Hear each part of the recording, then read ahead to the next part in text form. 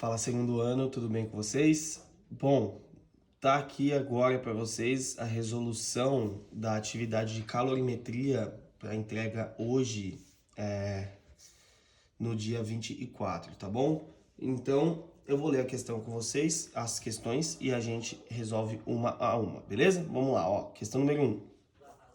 O carvão, ao queimar, libera 6.000 calorias por grama. Queimando 70 gramas de carvão, 20% do calor liberado é usado para aquecer em 15 graus 8 kg de um líquido. Não havendo mudança do estado de agregação, ou seja, mudança no estado físico, podemos afirmar que o calor específico desse líquido em caloria por grau Celsius é de quanto? Galera, sempre surge a dúvida sobre as unidades de medida, né? Então, dentro da calorimetria, eu vou dar uma dica para vocês. Toda vez que vocês olharem aí uma questão de calorimetria, busque o calor específico. As unidades dele são as unidades que você vai manter o resto das outras variáveis, né? Então, por exemplo, o calor específico é em caloria por grau Celsius. Então, a quantidade de calor deve estar em calorias, a massa em gramas e a temperatura em graus Celsius. E aí, batendo o olho na anotação dos dados da questão, você já vê que a massa do líquido está em quilo. Então, você já pode multiplicar por 1.000 para transformar para gramas, tudo bem? Bom, dito isso, a gente pode dar sequência aqui na nossa análise. Ó, a gente pode pensar o seguinte: eu vou queimar carvão para aquecer o líquido. Então, toda a energia liberada pelo carvão vai para o líquido? Não, apenas 20%. Então, primeiro, eu tenho 70 gramas de carvão e eu sei que 1 grama queimado libera 6.000 calorias.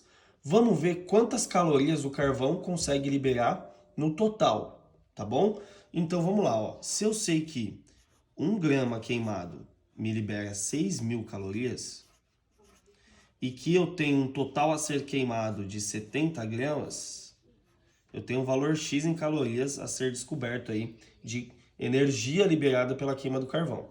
Então, x vezes 1, x. 70 vezes 6.000, 420.000. Então, eu sei que se eu queimar 70 gramas de carvão, eu libero 420.000 calorias. Só que a água, ou líquido no caso, vai pegar só 20% desse valor.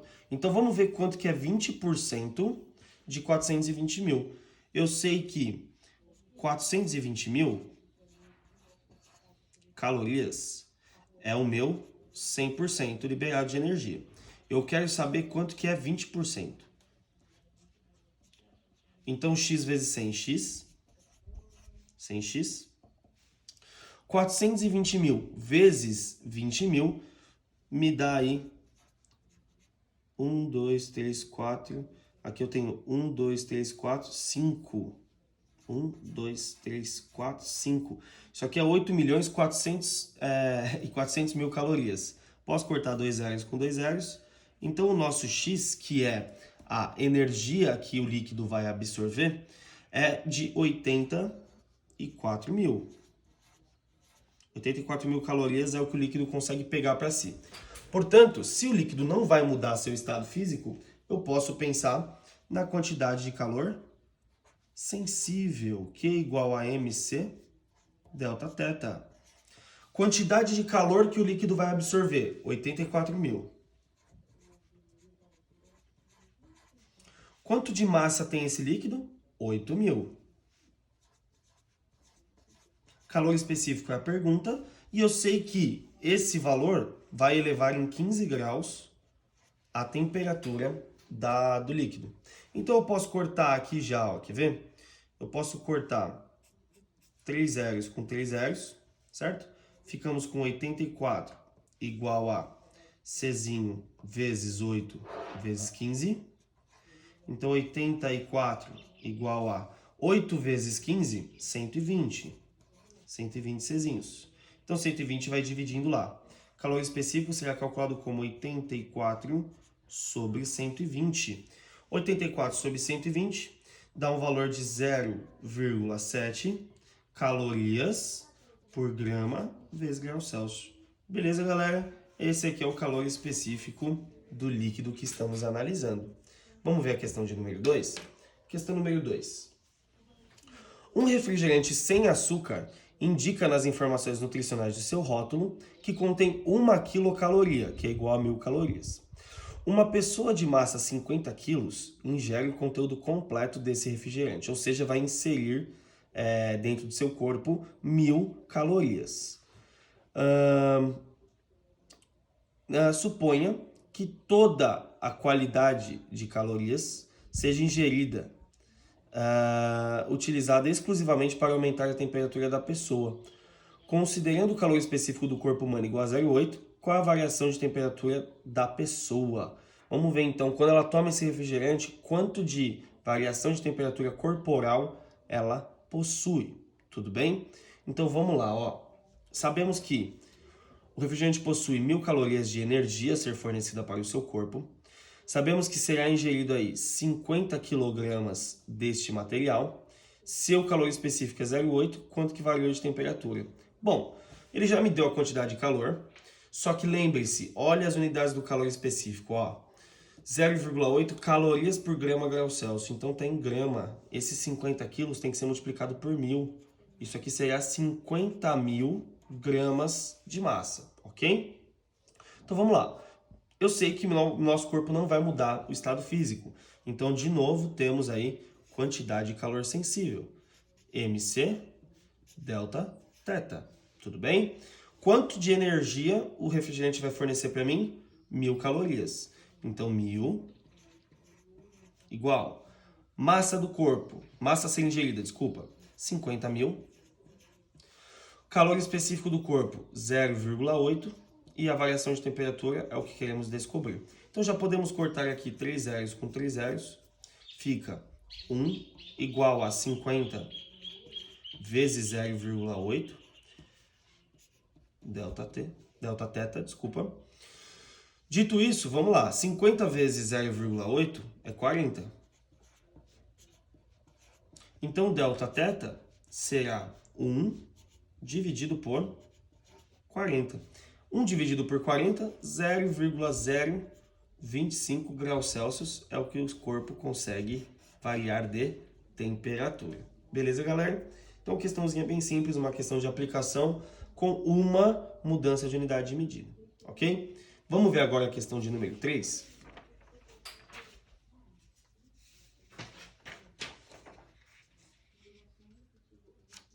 Questão de número 3.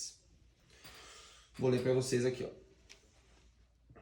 Uma questão conceitual, né, ó. Sejam duas barras A e B com calor específico de A maior que de B e o coeficiente de dilatação de A menor do que o de B, e com comprimentos, temperaturas e massas iguais, ó, comprimentos, temperaturas e massas iguais, podemos afirmar que, justifique sua resposta. Então, calma lá, deixa eu só colocar aqui duas barras, ó, para a gente poder analisar. Tem aqui, vamos supor, uma barra metálica A e uma barra metálica B, ok? Vamos ver as afirmações uma a uma, ó. Na afirmação A, se as duas substâncias receberem a mesma quantidade de calor, a temperatura final de A será maior que a temperatura final de B. Vamos ver isso daí, ó. Veja, se elas recebem calor, quando você fala de recebimento de calor, você vai analisar duas coisas aqui. A quantidade de calor sensível e a variação de comprimento, né? Que é a dilatação. Se a gente montar isso daqui para A e para B, calor específico de A, aqui comprimentos iguais, alfa A, vamos fazer a mesma coisa para B, ó. M, como é o mesmo, não vou diferenciar. Czinho muda, temperatura igual, quer dizer, não sabemos, né? Delta L igual a L0, alfa B, delta teta, beleza? Sempre vamos analisar as duas equações, beleza? Se as duas recebem a mesma quantidade de calor, o que é igual, tá? Joga um valor tipo 10. Massa é igual. Quem tem maior calor específico? O A, né? O Azinho. Então, se o A tem um valor maior aqui do que aqui, ó, e eu quero saber qual varia melhor sua temperatura, isola o delta teta. vai ser Qzão sobre MCzinho A. E um Δθ aqui vai ser do A, né? E o ΔθB, Qzão massa vezes Czinho B. E analisa, galera, analisa. Olha só, se o calor específico de A é maior que o de B, se eu forneço o mesmo valor de Q para as mesmas massas, ó, eu consigo analisar esse valor. Se o número de baixo é maior que esse número aqui, ó, com certeza esse resultado aqui é menor do que esse aqui, certo? Ele fala aqui na afirmação A, se as substâncias receberem a mesma quantidade de calor, a temperatura final de A será maior que a de B. O A varia menos a temperatura do que o B, galera, porque esse número aqui é maior que esse, tudo bem? Então, você não pode afirmar que o A vai ter uma maior temperatura final, beleza? Vamos ver agora a afirmação B. Se as substâncias receberem a mesma quantidade de calor, a temperatura final de A será igual à de B? Também não, né, gente? É diferente. A é menor que B. Se as substâncias receberem a mesma quantidade de calor, o comprimento final de A será menor que o comprimento final de B? Bom, agora vamos analisar aí em relação aos comprimentos, né? Ó, vamos isolar os ΔLs. Vou colocar aqui o ΔLA como L0, que é o mesmo, alfa A, Δθ. E para o B, ΔLB igual a L0, alfa B, Δθ. Beleza? Vamos lá, gente. Vou ler de novo, ó. Se elas receberem a mesma quantidade de calor, a mesma energia, tá? O comprimento final, eu tô na letra D, hein? O comprimento final de A será maior que o de B. A afirmação fala que isso é maior que isso. Vamos ver? Ó, L é igual e variação de temperatura igual agora quando analisamos o comprimento, ok? Se quando eu forneço o calor, eu sei que a temperatura final de A, aqui ó, é menor que a de B, é menor que a de B, vou analisar agora o coeficiente de A é menor que o coeficiente de B. Pensa comigo, galera, esses dois números são menores que esses dois. Então, com certeza, o resultado do A é menor que o resultado do B, porque o L0 é igual. Tudo bem? Então, com certeza, o L final do A é menor que o L final de B. O L final de B é maior que o de A. Olha o que ele fala na afirmação D. De novo, se as substâncias recebem a mesma quantidade de calor, o comprimento final de A é maior que o de B?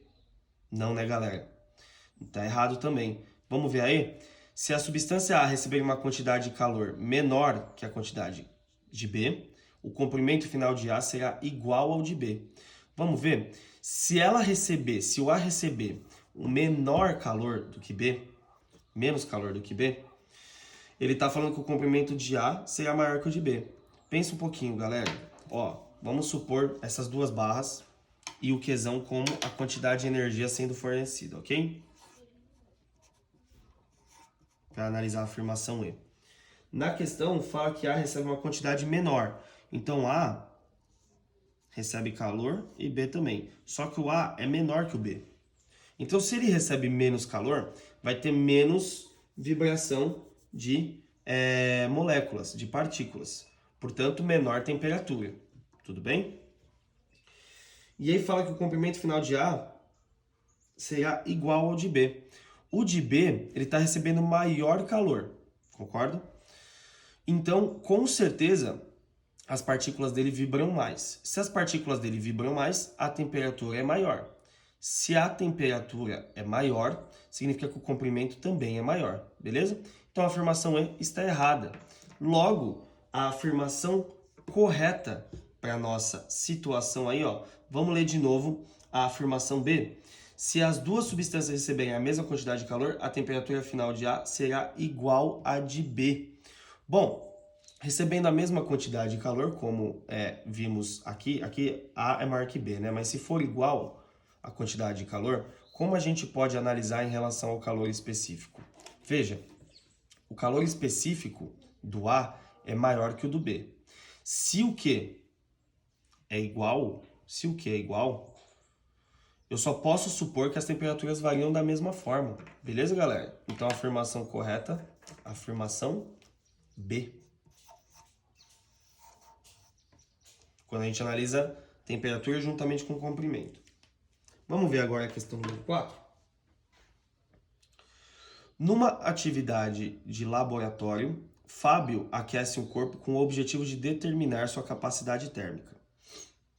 Para tanto, utiliza uma fonte térmica aí de potência constante de 60 calorias a cada 1 segundo. E constrói o gráfico abaixo. Qual é a capacidade térmica do corpo? Bom, vamos recordar aqui rapidamente da teoria. Capacidade térmica tem a ver com a quantidade de calor que o corpo recebe e a sua variação de temperatura. Então, se você analisar esse gráfico, você vai ver que ele cresce, certo? Ou seja, no fim do processo, temos aí um tempo de fornecimento de calor de 20 segundos, certo?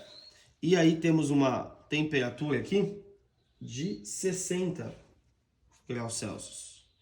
E ela se inicia no 20. Então, vamos lá. Se eu forneço 60 calorias por segundo e eu sei que o corpo foi aquecido por 20 segundos, eu consigo descobrir a quantidade de calorias que esse corpo recebeu. Então, x vezes 1x, 20 vezes 60, 1.200. Então, eu sei que o corpo recebe 1.200 calorias de calor para que sua temperatura saia de 20 e chegue a 60. Ou seja, a quantidade de calor recebida foi 1.200. Para uma variação de temperatura, ó, de 20 para 60, 40. Corta um zero com zero. 120 dividido por 4, 30 calorias por grau Celsius. Esta é a capacidade térmica do corpo a ser analisado. Tudo bem, gente? Bom, então essa é a parte 1 da nossa resolução. Veja o vídeo abaixo, que será a parte 2 da nossa resolução, que vai envolver as questões 5 e 6. Como elas são um pouquinho mais trabalhosas, eu escolhi dividir o vídeo em 2 partes, tá bom? Então, vai lá, toma uma água, toma um café, toma um banho, descansa um pouco e volta para ver aí a parte 2 da nossa resolução. Beleza, gente?